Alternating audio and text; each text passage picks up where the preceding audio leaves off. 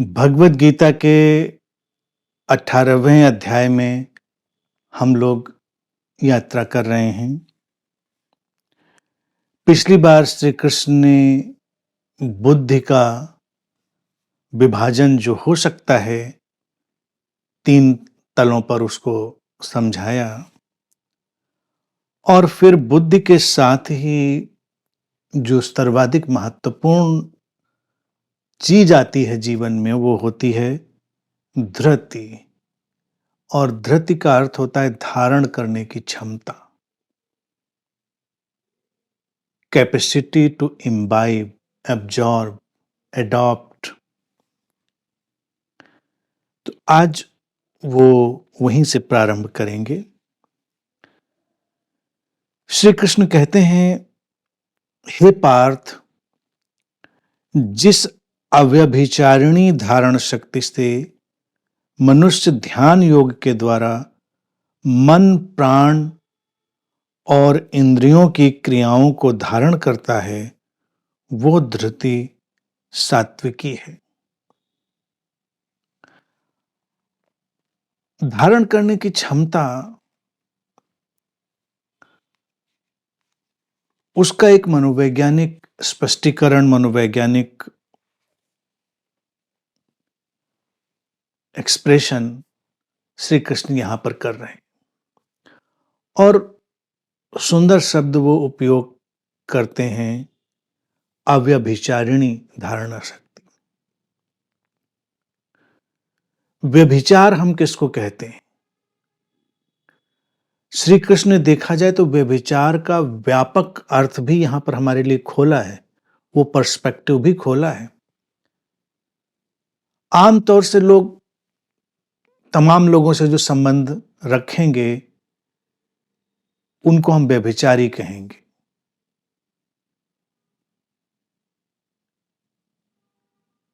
व्यभिचार अच्छा है, बुरा है, नैतिक है, अनैतिक है, इसका अपना एक सामाजिक पहलू है और मनोवैज्ञानिक पहलू है।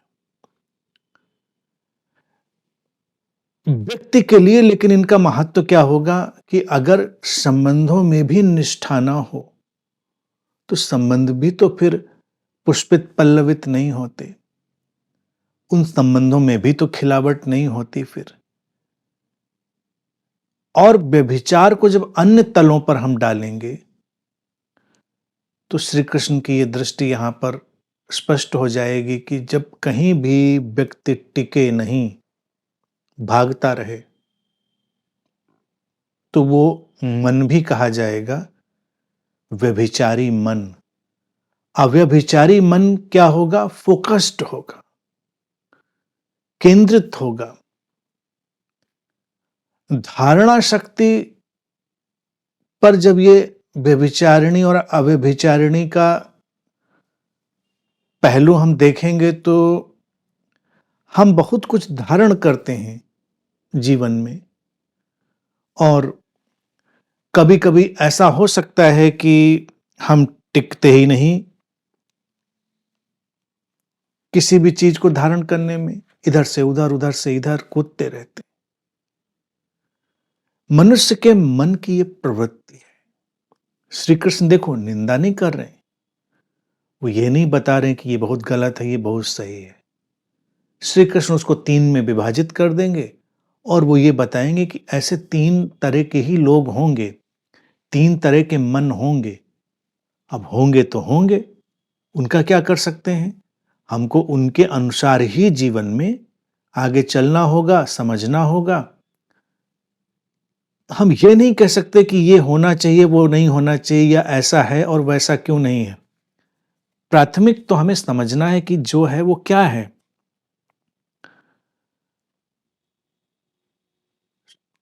श्री कृष्ण की जो अव्यभिचारिणी धारण शक्ति है उसमें हम देखेंगे कि एक ठहराव है। अगर वो किसी विषय पर चिंतन मनन भी करेगी तो ठहराव है, उसमें गहरे जाएंगे। गहरे जाएंगे तो परिणाम आएंगे। आगे उन्होंने क्या कह दिया कि ध्यान के द्वारा मन, प्राण और इंद्रियों की क्रियाओं को, ध्यान में गए, मेडिटेटिव, हुए। मेडिटेटिव कैसे हुए? मेडिटेटिव होने का अभिप्राय ही है मध्य में आए, संतुलन में आए, इक्विलिब्रियम में आए। मेडिटेटिव होने का और कोई अभिप्राय अन्यथा ना समझें कि व्यक्ति ने कोई ऐसी क्रिया करी या किसी ने कोई वैसी क्रिया करी तो वो ध्यान में चला गया। ध्यान में गया वो व्यक्ति जो मध्य में ठहर गया, संतुलन में आ गया। तो ध्यान के द्वारा, ध्यान योग के द्वारा श्री कृष्ण कह रहे हैं मन, प्राण, इंद्रियां इनकी क्रियाओं को धारण करेगा। अब मन तमाम तरह की क्रियाओं का निर्माण करेगा, प्राण तमाम तरह की क्रियाओं का निर्माण करेंगे और इंद्रियां तमाम तरह की क्रियाओं को निर्माण करेंगी। इन सबको मेडिटेटिवली जो धारण करेगा उसकी धारण शक्ति को श्री कृष्ण कह रहे हैं कि वो सात्विकी होगी। मेडिटेटिव कैसे होगा? मन विचारों की अनंत श्रृंखलाओं का निर्माण करेगा। लेकिन अब हम आज जिस समय में रह रहे हैं और जिस समय के साथ गुजर रहे हैं वहां पर हमारे मन का अध्ययन होता है और कुशल लोग उसका सदुपयोग भी करते हैं और दुरुपयोग भी करते हैं। अभी तो देखा जाए सब कुछ बाजार में बदल गया है और दुखद सूचना ये है, जो कि नई नहीं है, पुरानी हो चुकी है, कि धर्म भी बाजार ही हैं। तो मनुष्य के मन का शोषण करते हैं। तो दो दिशाएं हो सकती हैं मनुष्य के जीवन में, शोषण करने वाली और पोषण करने वाली। पोषण करने वाली जो दिशाएं होंगी वो इसी सात्विकी धारणा की सामर्थ्य को, शक्ति को बढ़ाने वाली होंगी और शोषण करने वाली जो होंगी वो जो गैप्स हैं उनके अंदर प्रवेश करके उनको मिसयूज करेंगे। मन हमारा टिकता नहीं, तो न टिकने वाले मन के लिए ही आज का सारा सोशल मीडिया है, 24/7 मीडिया है, सब कुछ हम देखेंगे उसी के लिए है। नहीं टिकता है तो भागते रहो।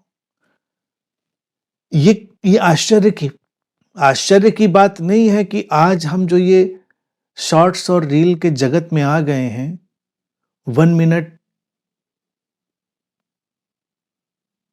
एपिसोड के जितने भी प्रोग्राम हैं उसमें हम आ गए हैं, ये इसलिए क्योंकि धारणा शक्ति कमजोर होती जा रही व्यक्ति की। वो देर तक टिक नहीं सकता। जल्दी जल्दी बदलाव चाहिए, जल्दी जल्दी बदलाव चाहिए तो भागता रहेगा। भागने के लिए उसको विषय अलग अलग चाहिए तो अलग अलग विषय उसको दे दिए जाएंगे। बेविचारिणी धारणा शक्ति क्या है? वो भागती जा रही है यहां से वहां, वहां से वहां। तो जो लोग भी ऐसे अपने धारण करने की शक्ति को उपयोग कर रहे हैं वो देखेंगे कि वो अपने जीवन में किसी न किसी तरह के खालीपन और खोखलेपन को भी महसूस कर रहे हैं। क्योंकि जीवन तो जब रहेगा तो विकसित होगा, अपनी अलग अलग क्रियाओं से चलेगा, मन, प्राण और इंद्रियों की क्रियाएं होंगी।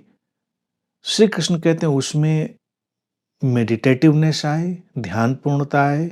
ध्यान पूर्णता का अर्थ है ठहराव आए, फोकस आए। तो जब मन की क्रियाओं पर हम मेडिटेटिव होंगे, फोकस होंगे, तो मन की गहराई में जाएंगे। मन की गहराई में ही जो मानसिक रत्न हैं वो मिलेंगे, ज्ञान मिलेगा, समझ मिलेगी। जो कुछ भी मूल्यवान है हमारे मन के तहखाने में छुपा हुआ, वो सब हमारे सामने आएगा जब हम मन के साथ यात्रा करेंगे मेडिटेटिवली, भटकते हुए नहीं, मन के साथ ध्यानपूर्वक, संतुलन के साथ, फ़ोकस्ड ढंग से चलेंगे, तो हम मन की अपरिसीम शक्तियों को भी उद्घाटित कर पाएँगे। हमारा मन अपरिसीम शक्तियों का स्वामी है। जीवन में जो कुछ भी चमत्कार जैसा जान पड़ता है, वो मन का ही कार्य व्यापार है। जैसा कि कहा ही जाता है बार-बार, अनेकों बार मैंने भी कहा कि मन ही हार देता है, मन ही जीत देता है। मन हार जाए, हम हार जाते हैं, मन जीत जाए, हम जीत जाते हैं। मन रीत जाए तो हम भी रीत जाते हैं और मन बीत जाए तो हम भी बीत जाते हैं। ये रीतना, बीतना, हारना, जीतना, ये सब मन के धरातल पर उठती लहरें हैं। मेडिटेटिवली देखेंगे तो उनके स्तार को पकड़ लेंगे। अब प्राण की क्रियाएं, शरीर में शक्ति है, ऊर्जा है। प्राण शरीर की शक्ति, शरीर में उठने वाली ऊर्जा, उसको इंगित करता है। तो प्राण की अपनी क्रियाएं होंगी, शरीर में ऊर्जा जागेगी तो वो तमाम काम करेगी। देखना, सुनना, बोलना जो इंद्रियों के माध्यम से आएगा, वो पहले प्राणों के पथ से गुजरेगा। प्राणों में चिंगारी उठेगी तो इंद्रियों की क्रियाएं भी सक्रिय होंगी। प्राणों की चिंगारी मंद हो जाए तो इंद्रियों की क्रियाएं भी मंद हो जाती हैं। व्यक्ति बीमार पड़ जाए, बहुत दिन तक भूखा रह जाए, तो ऐसा लगता है कि इंद्रियों ने काम करना बंद कर दिया। इंद्रियां काम करना नहीं बंद करती। इंद्रियां तो प्राण शक्ति से ही संचालित होंगी। तो प्राण की क्रियाएं क्या हैं? इंद्रियों को ईंधन देना, भोजन देना। अगर हम ध्यान पूर्वक अपने अंतर्मन की शक्तियों के साथ, अपने प्राण की शक्तियों के साथ जुड़ेंगे, तो ये जो प्राण की शक्ति है, हमारे अंतर्मन की जो ऊर्जा है, हमारे भीतर की, ये पूरी तरह फोकस्ड होगी, चैनलाइज होगी और सदुपयोग की तरफ जाएगी। कुछ मन की तरफ बह जाएगी, मनन, चिंतन, विमर्श, उसकी तरफ। कुछ इंद्रियों की तरफ बह जाएगी, क्योंकि प्राण बीच का एक सेतु है, रास्ता है। अब अगर प्राण की ये शक्ति जागी है, हमने ऊर्जा अपने भीतर बहुत पैदा की है। शक्ति, ऊर्जा का मतलब शक्ति, प्राण। इसे प्राणवान हम कहते हैं ना किसी व्यक्ति को। मरा पिटा बुझा हुआ व्यक्ति हो तो कहते हैं निष्प्राण सा व्यक्ति है, और एकदम एक लौ की तरह जलता हुआ व्यक्ति हो तो कहते हैं प्राणवान व्यक्ति। स्वास्थ्य है, प्राण अच्छा होगा, प्राण की ऊर्जा, तो स्वास्थ्य अच्छा होगा। लेकिन अच्छा स्वास्थ्य होगा और ध्यान पूर्णता नहीं होगी, जिसको कहा कि ध्यान के माध्यम से, तो व्यक्ति क्या करेगा? उपद्रव करेगा, लड़ाई झगड़े करेगा, कुछ न कुछ बेकार के काम करता रहेगा। फिर इंद्रियों का दुरुपयोग शुरू करेगा। कई बार लोग जिम जाते हैं, बहुत सशक्त शरीर बना लेते हैं, करते क्या है उसका उनको यही नहीं पता होता है। तो कुछ कहीं बाउंसर लग जाते हैं, कुछ गुंडागर्दी जैसे माहौल में चले जाते हैं। स्वास्थ्य भी एकदम से आ जाए, शरीर भी बड़ा अच्छा बलिष्ठ और सुंदर बन जाए, और ध्यान पूर्णता ना हो, तो व्यक्ति को समझ में नहीं आता इसका करें क्या। तो उसका भी वो कुछ न कुछ दुरुपयोग करता है व्यक्ति। श्री कृष्ण भी उधर ही आएंगे घूमकर। लेकिन सात्विकी धारणा शक्ति अगर है, तो प्राणों को वो धारण कर लेगी, चैनलाइज कर लेगी, फोकस्ड कर लेगी। ये ध्यान से होगा। ध्यान में जब आप बैठते हैं तो आपकी जो जीवंतता है, जो प्राणिक सिचुएशन है, आपकी अलाइवनेस है, सीधा सीधा देखिए, उसको अगर अनुवाद हम कर दें तो बात बहुत अच्छे समझ में आ जाएगी। ये शब्द पता नहीं क्यों थोड़ा पीछे रह गया था बेचारा। अलाइवनेस, जीवंतता, जीवन और जीवंतता। जैसे बच्चों में जीवंतता छलक रही है, वो उनका प्राण। तो जब हमारे भीतर भी जीवंतता बढ़ती है, तो प्राण, इसका मतलब प्रखर हो रहे हैं, बढ़ रहे हैं, प्राण की शक्ति बढ़ रही। अब जीवंतता का उपयोग क्या करेंगे? तो इंद्रियों के माध्यम से हो रही क्रियाएं भी जब सुनियोजित, संतुलित हो जाएं और ठहराव के साथ हों, तो वो सात्विकी धारणा शक्ति होगी, क्योंकि इस धारणा शक्ति ने बिखराव को समाप्त किया है। वो अबिखराव की स्थिति में है, तो सृजनात्मक चीजें होंगी। इंद्रियों के माध्यम से सब अच्छी अच्छी चीजें होंगी, विध्वंसक नहीं होंगी। आगे श्री कृष्ण कहते हैं, परंतु हे प्रथापुत्र अर्जुन, फल की इच्छा वाला मनुष्य जिस धारणा शक्ति के द्वारा अत्यंत आसक्ति से धर्म, अर्थ और कामों को धारण करता है, वो धारण शक्ति राजसी है। अब यहां पर तो ये जो सात्विकी धारणा शक्ति थी, इसके भीतर अकर्ता और अकर्म के फूल खिलेंगे, स्रोत से संयुक्तता होगी, उसके साथ जुड़कर एक बहाव होगा, आगे जाने की स्थितियां होंगी। फिर ये धारणा शक्ति जो हमारे भीतर फोकस करने वाली स्थिति है, वो एक और रूप लेगी जिसमें फल की इच्छा होगी। पहले वाले में, सात्विकी में, सहज वर्तमान महत्वपूर्ण है, फल तो आते रहेंगे पीछे, लेकिन ये व्यक्ति धारणा को लाएगा ही किसी फल की आकांक्षा के कारण। मनुष्य जिस धारण शक्ति के द्वारा अत्यंत आसक्ति से, पहले वाले में आसक्ति नहीं है, डिटैचमेंट है, इसमें आसक्ति बहुत है।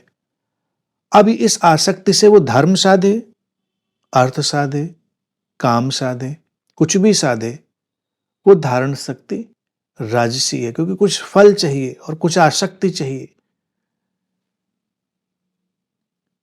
बिना फल के उसके माध्यम से कुछ होने वाला नहीं।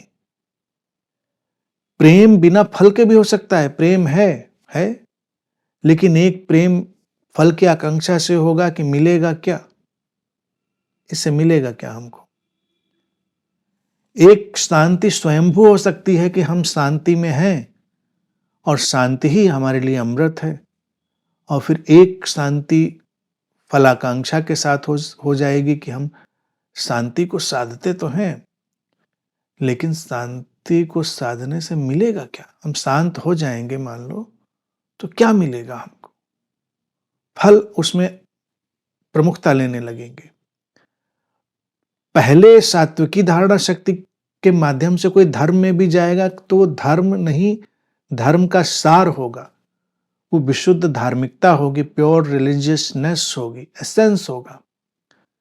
लेकिन अब धर्म में भी जाएगा तो धर्म से निकलेगा क्या? धर्म से क्या मिलेगा? हर चीज मिलने पर खड़ी हो जाएगी। वो ध्यान भी करेगा तो क्या मिलेगा ध्यान से? इसीलिए देखो, जितनी भी संस्थाएं होंगी, उनके प्रचार के अगर पर्चे और उनके वेबसाइट्स और उनके सारे जो तौर तरीके हैं, जब उनको देखोगे तो वो हमेशा ये बताती हुई मिलेंगी, ये ध्यान करोगे तो इस ध्यान से तुम्हें क्या मिलेगा? इस ध्यान से तुम्हें स्वास्थ्य मिलेगा, इस ध्यान से तुम्हें अप्सराएं मिलेंगी, इस ध्यान से तुम्हें खजाने मिलेंगे, धन मिलेगा। अच्छा, हर ध्यान और धर्म की जो बातें हैं, जो राजसी धारणा शक्ति से हैं, हमेशा कुछ प्रॉमिस करती हुई मिल जाएंगी, हमेशा प्रॉमिस कर रही होंगी। अच्छा, इसलिए करें ध्यान, ध्यान करेंगे तो स्वस्थ हो जाएंगे। अच्छा ठीक है, तो ध्यान कर लेते हैं, स्वस्थ हो गए, उसके बाद क्या करेंगे? फिर अब ध्यान से हमें क्या लेना देना, वो तो स्वस्थ हो गए। लेकिन अब वो ये बात नहीं समझ रहा है कि स्वास्थ्य का जो आधारभूत धरातल है, वो ध्यान पूर्णता ही है, वो मेडिटेटिवनेस ही है।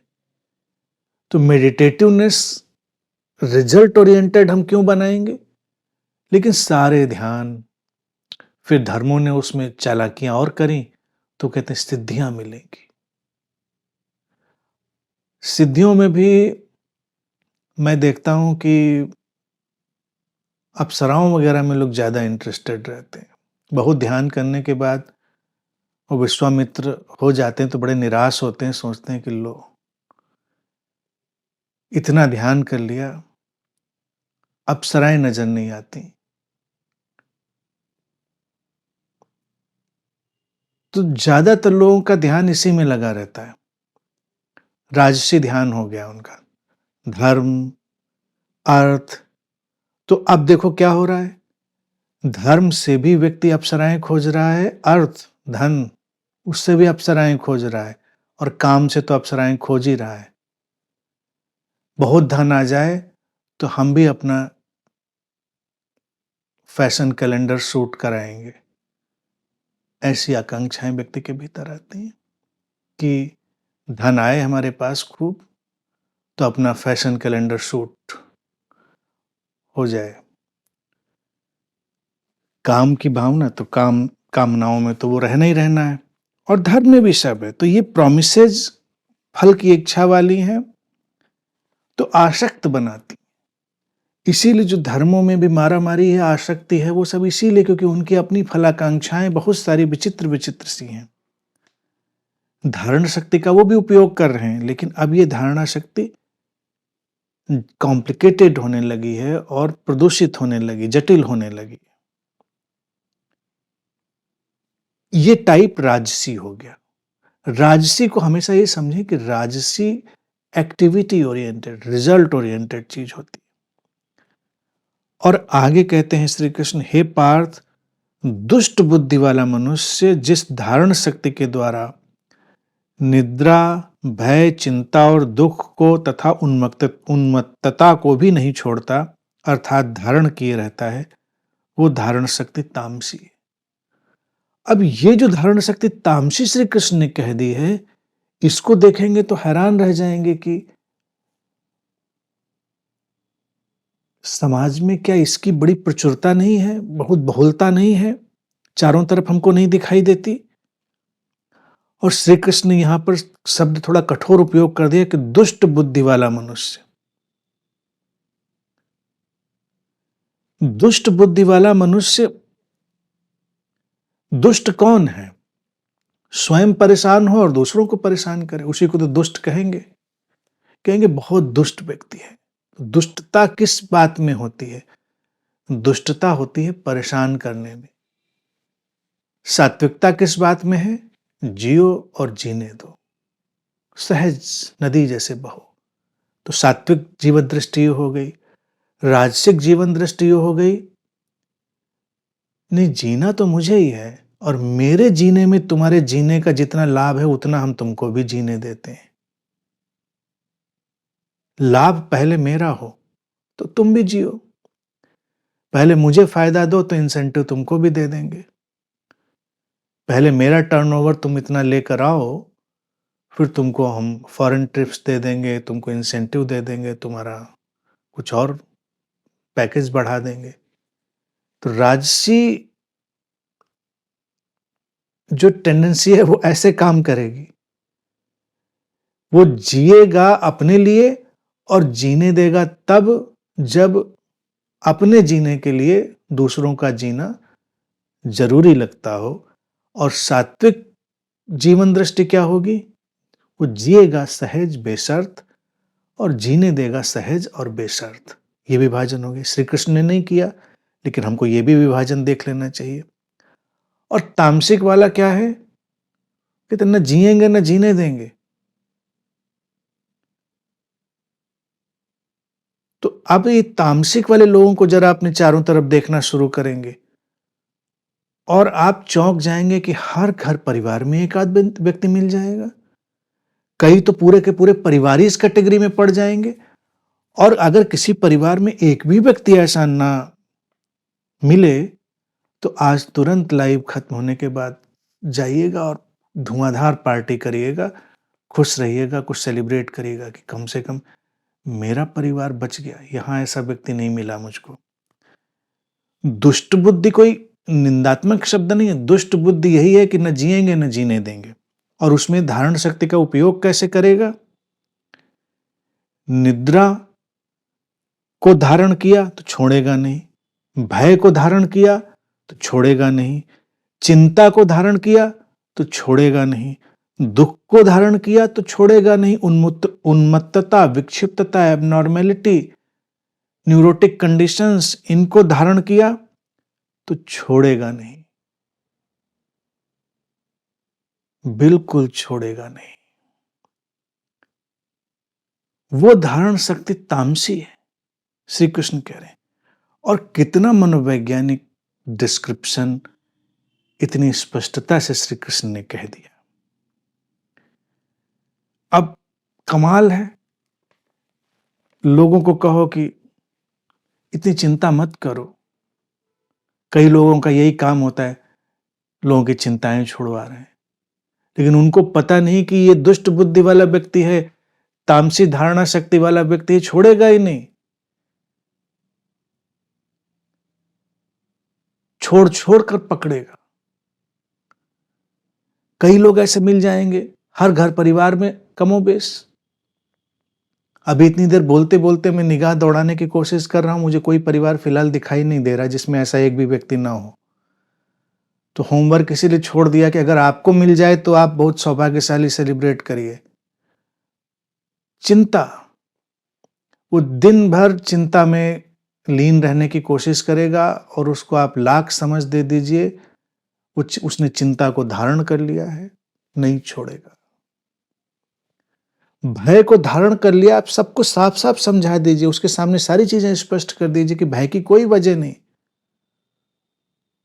वो कहेगा कोई वजह नहीं, तो ये तो और वजह हो गई भय की। तो बिना वजह के वो किस कोने से भय को पकड़ लेगा, आप हैरान रह जाएंगे। दुख, एक तो दुख है जो जीवन की यात्रा में आता और जाता है, एक दुख है जो लोग कल्टीवेट करते हैं और पकड़ के बैठते हैं उसको। बिना दुख के वो जी नहीं सकते, उनको कुछ ना कुछ दुख चाहिए, ढूंढ ढूंढ कर लाएंगे दुख। उनको कितनी भी अच्छी स्थितियां दे दो जीवन में, उसमें से वो दुखी होने वाला कुछ ना कुछ निकाल लेंगे, कुछ ना कुछ दुखी होने का निकाल लेंगे।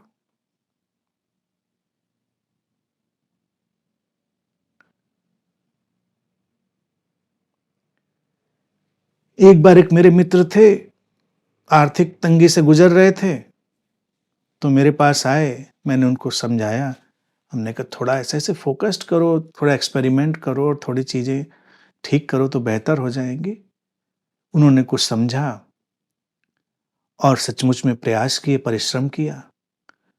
3-4 साल बाद जो मुझसे मिले तो पहले से ज्यादा दुखी नजर आए मुझको। मैंने क्या हुआ,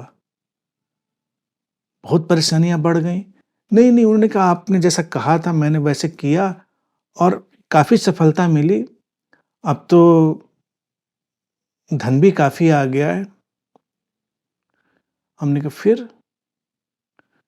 परेशानी किस बात की, आप तो बहुत दुखी लग रहे हैं। कि नहीं नहीं, आ तो बहुत गया धन, जितनी परेशानी थी हमारी वो सब खत्म हो गई, कर्जे उतर गए, धन भी आ गया, लेकिन मेरे पड़ोसी के पास मुझसे भी ज्यादा आ गया, 2 गुना आ गया, 3 गुना आ गया, पता नहीं, समझ में नहीं आता उसको देखकर। अब इस दुखी व्यक्ति का दुख कैसे आप दूर करेंगे? अब जब अपने पड़ोसी को पार करेगा किसी दिन, तो फिर कोई इसको मिल जाएगा तो फिर दुखी हो जाएगा। तो दुखी होने को जिन्होंने धारण कर रखा हो, उन लोगों को तो आप समाधान दे ही नहीं सकते। और ये जो श्री कृष्ण ने तीसरा टाइप कह दिया, ये बहुत ही डेंजरस टाइप है और बहुतायत में है, समाज में चारों तरफ फैला हुआ है। निद्रा, निद्रा है आलस्य, उसको पकड़ के बैठा है व्यक्ति। चिंताएं, भय, दुख और उन्मत्तता, उन्मत्तता, न्यूरोटिक कंडीशंस, एबनॉर्मेलिटी। हर घर में एक आध न्यूरोटिक व्यक्ति मिल जाता है, लेकिन वो मानता ही नहीं मैं न्यूरोटिक हूं। कितनी भी आप कोशिश कर लीजिए, वो मानेगा ही नहीं मैं न्यूरोटिक हूं। उसने धारण कर लिया। विक्षिप्तता में रस लेने लग गया वो व्यक्ति। विक्षिप्तता किनकी दूर होती है? इस सूत्र में वो साइकोलॉजिकल सॉल्यूशन है, फार्मूला है। जो विक्षिप्तता को पहचानते हैं और उसको धारण करने से इनकार करते हैं। अपनी विक्षिप्तता को भी अगर हम आभूषण बनाकर पहनेंगे तो कैसे दूर होगी? आप समझाइए कि ये ऐसा सही नहीं है। वो व्यक्ति ढूंढ कर लाएगा तमाम तर्क कि नहीं, ऐसा किस लिए सही है। इसीलिए चारों तरफ इतनी विक्षिप्तता है, इतनी उन्मत्तता है जो दूर नहीं होती। फिर क्या है, एक और फिर फैटल चीज शुरू होती जिसका श्री कृष्ण को उस समय आइडिया नहीं था। उन्होंने बात तो बिल्कुल सही निकाल ली, फार्मूला बिल्कुल सही साइकोलॉजिकल आ गया। उनको ये नहीं पता था कि फिर ये सारा ये जो तामसी धारणा शक्ति वाला गैंग है, ये उन्हीं को पकड़ लेगा, उन्हीं की बातों को पकड़ कर बैठ जाएगा। फिर उसकी विक्षिप्तताएं, उसके भय, उसकी चिंताएं, उसकी निद्राएं अर्थात उसकी बेहोशियां, वो सब धार्मिक हो जाएंगी। इस तामसिक धारणा शक्ति वाला व्यक्ति जैसे ही धार्मिक बनता है, और इसके धार्मिक बनने की संभावना सबसे ज्यादा है, बनेगा ही ये, जल्दी या थोड़ी देर में इसको बनना ही होता है। फिर ये अपने सारे उन्मत्तता, विक्षिप्तता, सारी न्यूरोटिक कंडीशंस, सारी एंजाइटी, सारी चीजों को धर्म में डाल देगा। अब ये धर्म को बचाएगा, धर्म को स्टेब्लिश करेगा, धर्म की जीत के लिए लड़ाई लड़ेगा, ये धार्मिक युद्ध बनाएगा, ये धार्मिक उन्माद पैदा करेगा, ये साधना की चिंता करेगा, ये विकास की चिंता करेगा, किस स्तर पर है किस स्तर पर नहीं है इस चिंता में खोया रहेगा। अभी चिंता में खोया रहता था कि मैं सफल हूं कि मेरा पड़ोसी ज्यादा सफल है, फिर इस चिंता में खोया रहेगा कि मेरा जो पड़ोसी साधक है वो मुझसे कितना आगे है और मैं उससे कितना पीछे हूं। सुनेगा बातें बड़ी बड़ी, कहेगा वन्य सब बढ़िया, अच्छा में किसी से कोई नहीं, लेकिन अंदर अंदर बैठ के सोचेगा कि वो तो देखिए बिल्कुल साधना में बिल्कुल स्पीड से भागा चला जा रहा है। फिर ऐसे कल्ट निकल आएंगे, फिर ऐसे गुरु निकल आएंगे जो सर्टिफाई करेंगे, जो वेरीफाई करेंगे, जो आपको प्रमाण पत्र देंगे, आपको बताएंगे कि आप कितने प्रगति कर चुके हैं, आप कितने ज्ञानी हो चुके हैं। फिर नई चिंता पकड़ेगी कि ज्ञानी हो गए हैं तब और महाज्ञानी कब होंगे। भय पकड़ेंगे कि नहीं हो पाए तो, भय पकड़ेगा कि अगर ये मान्यता जो यहाँ से ली है मैंने कहीं सारी खो गई तो। विक्षिप्तता के नए नए तल निकल आएंगे, नई नई कल्पनाएं, नए नए हेलुसिनेशन निकल आएंगे, नए नए धरातल निकल आएंगे। अब इस फ्रेम में डालकर देखो तो डरावना दृश्य पैदा होगा कि 95 से 99% लोग जो धार्मिक कहे जाते हैं वो इस तामसिक धारणा वृत्ति के शिकार दिखाई देंगे। उनके अपने हेलुसिनेशन हैं, उनकी अपनी विभ्रम की दुनिया है, उनके अपने ख्याली ढंग हैं, उनकी अपनी उन्मत्तताएं, उनकी अपनी विक्षिप्तताएं हैं, उनकी अपनी चिंताएं हैं, उनके अपने भय हैं, और उनको उन्होंने धारण कर रखा है बिल्कुल कस के, पकड़ के, छोड़ नहीं सकते। श्री कृष्ण ने जब कहा तो उनको ये नहीं पता था कि यही तामसिक धारणा वृत्ति धर्म की टेक लेकर खड़ी हो जाएगी, और बहुतायत में धर्म की टेक लेकर ही खड़ी होती है। इसीलिए अगर हम इतिहास पर निगाह डालेंगे तो संगठित धर्मों के माध्यम से कितना रक्तपात हुआ है हम हैरान रह जाएंगे। हर जगह अपने अपने तल पर हुआ है, अपने अपने ढंग से हुआ है। इस धारणा जो तामसिक धारणा शक्ति है, इसी ने अपने समाज के, अपने समय के जितने बुद्ध हुए हैं, जितने कीमती लोग हैं, उनको कितना सताया है हम देख सकते हैं, क्योंकि वो उनकी धारणा शक्ति में फिट नहीं बैठे। एक व्यक्ति आ जाए जिसके पास कोई चिंता नहीं, कोई भय नहीं, कोई दुख नहीं, कोई उन्मत्तता नहीं, तो उनको तो बिल्कुल दुश्मन जान पड़ेगा। तो धार्मिक लोगों की अपनी ये सारी न्यूरोटिक कंडीशंस बन जाती हैं और श्री कृष्ण को उस समय शायद एहसास होगा, लेकिन उनको नहीं पता होगा हजारों साल बाद ये बीमारी इतनी बढ़ जाएगी।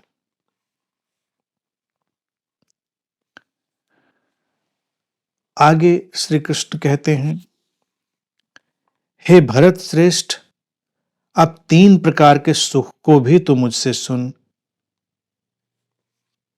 अब उन्होंने सोचा कि थोड़ा माहौल भारी हो गया है, गमगीन हो गया है, तो अब सुख की बात कर ली जाए।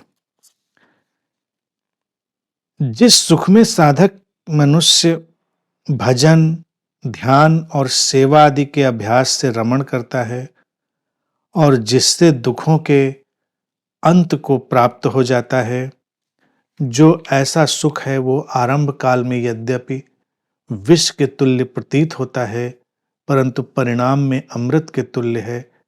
इसलिए वो परमात्म विषयक बुद्धि के प्रसाद से उत्पन्न होने वाला सुख सात्विक कहा गया है। सात्विक सुख जो एसेंशियल हैप्पीनेस लाए,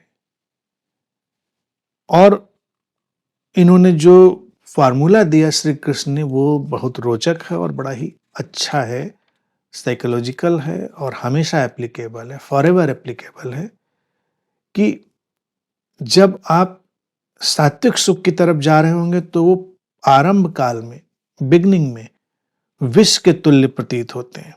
अर्थात लगता है कि अरे तो हमारे जीवन को खत्म कर दें, इनका क्या उपयोग है, लेकिन परिणाम अमृत के तुल्य है। और ये बात देखो कितनी रोचक है कि ये हमारे भोजन पर भी लागू होती है, हमारी औषधियों पर भी लागू होती है। तमाम वो भोजन जो हमको बहुत स्वादिष्ट नहीं लगता, वही हमारे लिए स्वास्थ्यप्रद होता है। सारी चीजें हम लोग जानते हैं, जो भोजन बहुत स्वादिष्ट लगते हैं, स्वास्थ्य को नष्ट करने वाले बन जाते हैं। तो अगर हम अपने भोजन को भी सात्विक रखते हैं, तो स्वास्थ्य देते हैं। शुरुआत में लगता है कि विषतुल्य है, क्या जीवन है, लेकिन अमृत तुल्य बन जाते हैं, क्योंकि अंतिम में तो स्वास्थ्य ही एक धन की तरह हमारे सामने होता है। स्वास्थ्य से बड़ा धन और उपलब्धि और क्या होगी? लेकिन हम ऊट-पटांग भोजन करके अपने शरीर में बहुत कुछ ऐसा अवांछित डालकर शरीर को नष्ट करने लगते हैं, तो उसका परिणाम फिर खराब हो जाता है। तो भोजन में भी ये बात लागू होती है। और इधर जो उन्होंने कहा कि वो चलेगा कैसे इस पथ पर, इस रास्ते पर, भजन, ध्यान और सेवा के अभ्यास से रमण करता है। भजन जब शब्द डाल दिया जाता है तो लोग सीधे भजनीश हो जाते हैं, सोचते हैं बस भजन गाएंगे। हम जो गाएंगे ये भजन कीर्तन वो भजन होगा।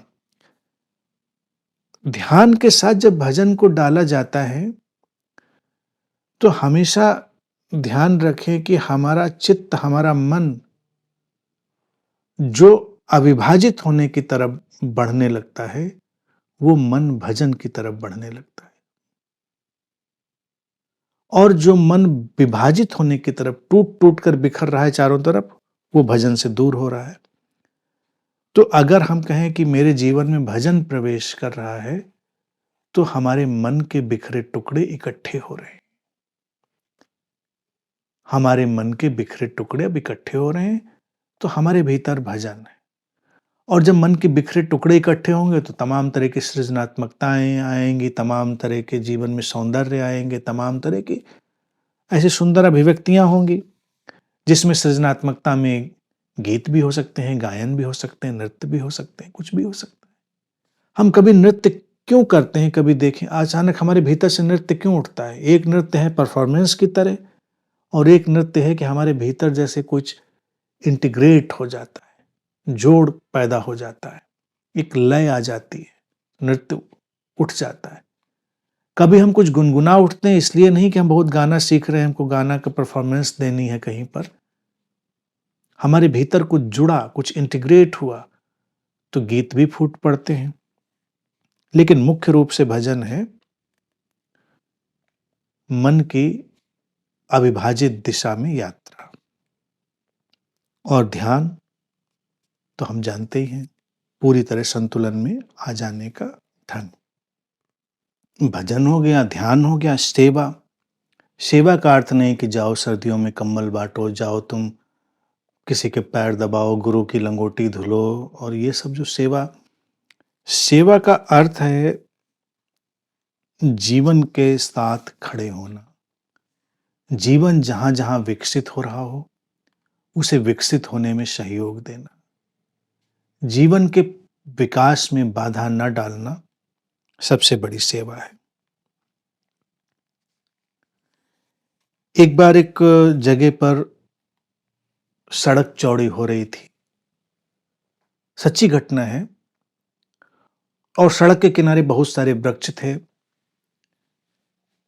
वसंत आने वाला था। तमाम कलियां उसमें खिलने को आतुर थीं। और आदेश आ गया, घोषणा हो गई कि कल ये सब पेड़ काटे जाएंगे। तो कहते हैं कि जो वहाँ के रहने वाले लोग थे, उन्हें बड़ी निराशा हुई कि इतने सुंदर फूल खिलते थे, कल ये पेड़ काटे जाएंगे। तो उन लोगों ने तय किया और पेड़ों के साथ तमाम जगह पर कुछ बोर्ड लगाए। जो बोर्ड लगाए सामान्य लोगों ने थे, लेकिन वो देखा जाए तो बड़े ही गहन आध्यात्मिक अंतर्दृष्टि वाले बन गए। लोगों ने उस पर लिखा। सबने चिंतन मनन करने के बाद सरकार से आग्रह किया कि इन कलियों को एक बार और खिल लेने दो, फिर काट लेना पेड़ों को। तो जब काटने वाले आए, उन्होंने बोर्ड्स को देखा, तो उनकी आंखों में आंसू आ गए और फिर उन्होंने जाकर प्रस्ताव रखा। फिर उस बसंत के लिए उन पेड़ों को काटना स्थगित कर दिया गया। तो जो इस तरह से जीता है, उस सेवा में जीता है। जो जीवन की कलियों को खिल लेने देता है, खिलने में सहयोग देता है, उस सेवा में होता है। अब ये जीवन की कलियां अनेक अनेक रूपों में, अनेक अनेक जगहों पर हमें नजर आएंगी।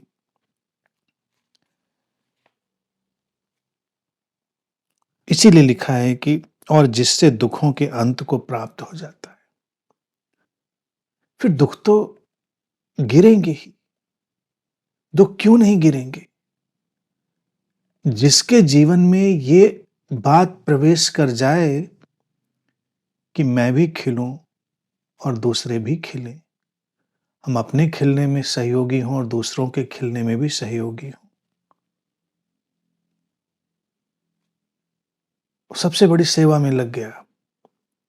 और इस सेवा के बाद दुख कहां बचेंगे? जो ऐसा सुख है वो आरंभ काल में यद्यपि विष के तुल्य प्रतीत होता है। थोड़ा परिश्रम लगता है, कठिन लगता है। सहयोग देना, खिलने में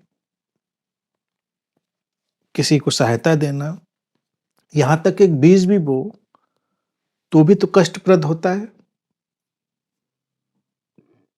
पता नहीं उगेगा नहीं उगेगा, लेकिन हम बोते हैं, उसको सींचते हैं, उसकी सार संभाल करते हैं, फिर बीज उगता है और पुष्पित पल्लवित होता है। प्रारंभ में परिश्रम थे, बाद में चीजें अच्छी आ गई। शरीर को भी स्वास्थ्य देना हो तो अगर आपको व्यायाम करने के लिए, इवन टहलने के लिए कहा जाए तो कष्ट होता है। टहल लेते हैं, अच्छा लगता है। लेकिन जो चीज प्रारंभ से ही बड़ी अच्छी लगती है, उसका अंत खतरनाक हो जाता है। तो सुख के अभी सात्विक पहलू पर ही रुकते हैं और सुखी होइए, सेवा में लगिए, भजन और ध्यान में लगिए। निरंतर जीवन में भजन रहे, उसका ध्यान रखिए। और उसका मतलब ये नहीं कि ढपली लेकर, मंजीरा लेकर, ढोलक लेकर गाने निकल जाइए। मन को अविभाजित बनाइए, बिखरे टुकड़ों को समेटिए। जितना मन अविभाजित होगा, उतना भीतर से भजन उठेगा, अनेक अनेक रूपों में उठेगा। अच्छा भोजन बनाना भी भजन है, इसीलिए भजन और भोजन ऐसा नहीं लगता जुड़वा भाई हैं। भजन और भोजन, भजन के ऊपर बस थोड़ी मात्राएं लगा दी, भोजन बन गया।